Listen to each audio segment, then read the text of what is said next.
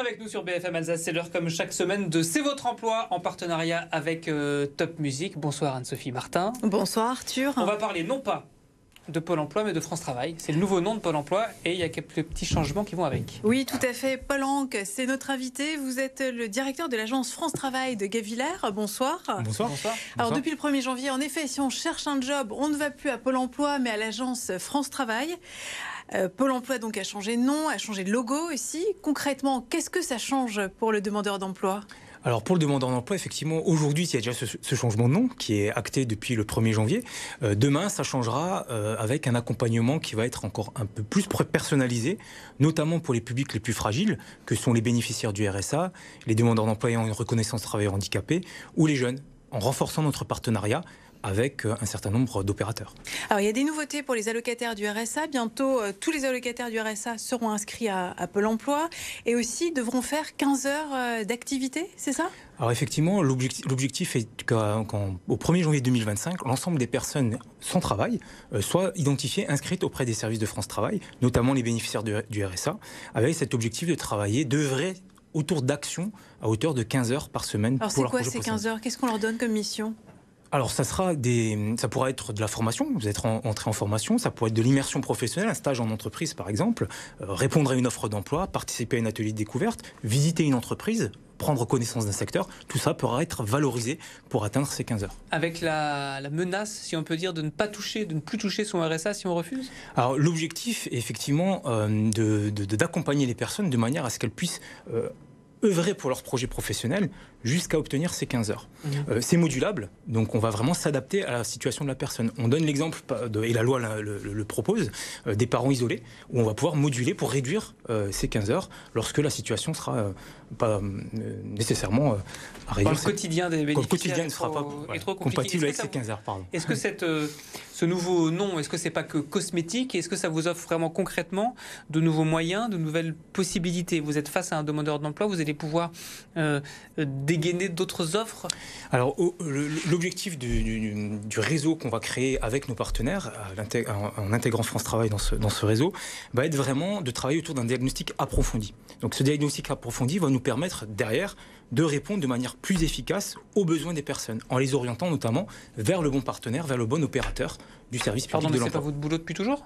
C'est une partie de notre boulot depuis toujours et on le fait, je pense, très bien. Mais on va pouvoir aller un petit peu plus loin avec de nouveaux moyens. Effectivement, la loi plein emploi nous donnera de nouveaux moyens pour accompagner ces personnes.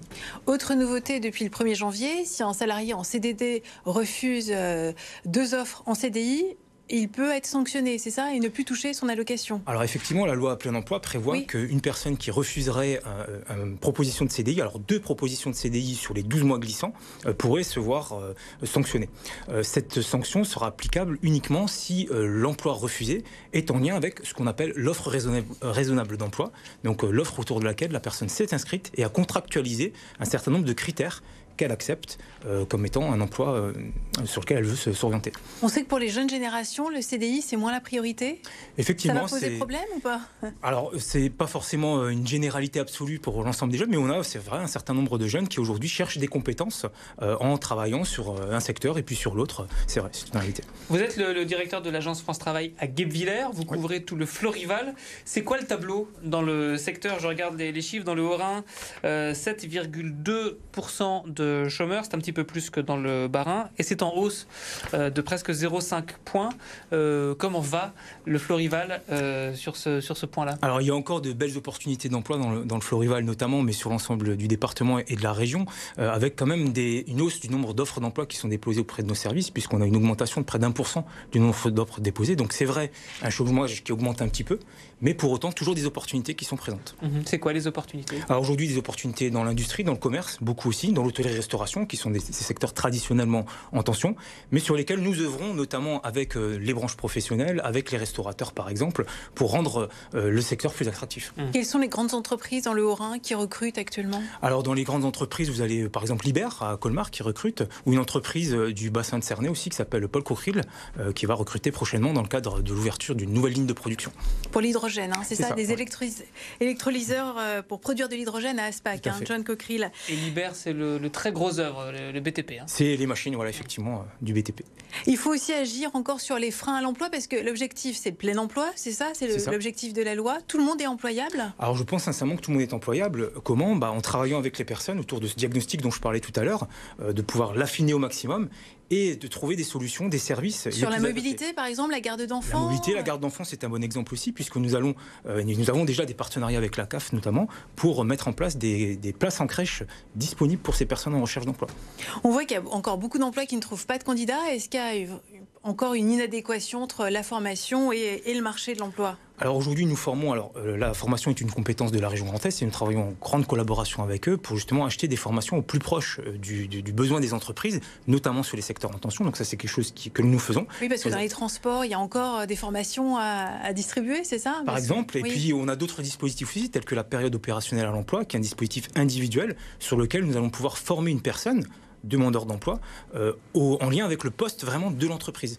Je peux vous citer l'exemple des entreprises du transport touristique et scolaire dans le Haut-Rhin avec lesquelles nous faisons plus de 50 mesures chaque année, ce qui nous garantit quand même une rentrée plus ou moins sécurisée.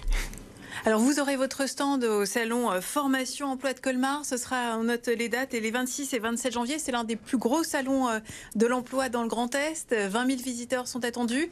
Sur place, vous allez conseiller les demandeurs d'emploi et ceux qui cherchent des formations? Tout à fait. Alors nous serons présents sur ce stand institutionnel pour conseiller les demandeurs d'emploi, pour également conseiller les entreprises, avec une démonstration de la méthode de recrutement par simulation, qui est une méthode qui vise à travailler sur les compétences et les habilités des demandeurs d'emploi de recruter sans CV. Donc on simule les tâches du travail? On simule les tâches de travail. Le quotidien, c'est ça? Le quotidien, alors oui. Évidemment, c'est jouer un petit peu, mais en tout cas, on va aller repérer des habilités, des compétences pour que les employeurs puissent recruter des personnes qui initialement n'auraient pas peut-être recruté.